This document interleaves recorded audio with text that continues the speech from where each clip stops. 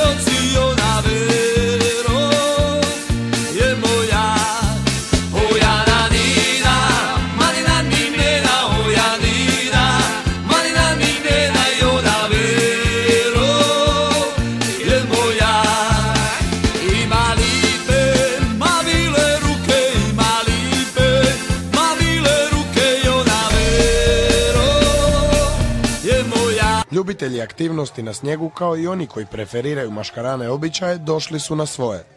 Naime, održan je još jedan 9. po redu maškarani Platak.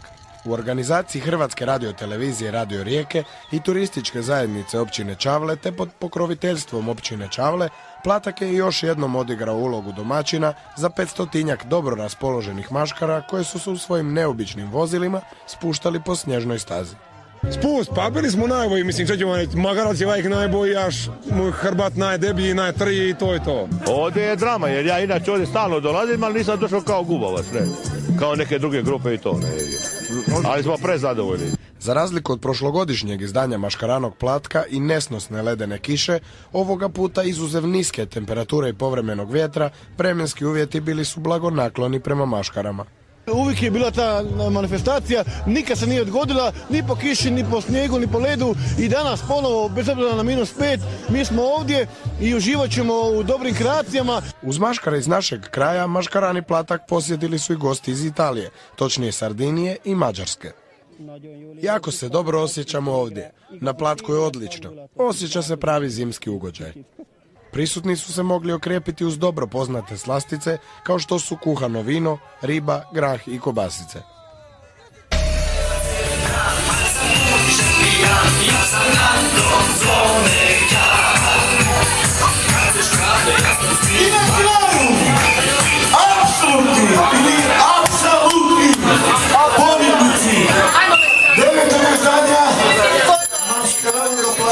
U organizaciji Tizi općine Čavle, Radio Rijeke, a pod pozornikom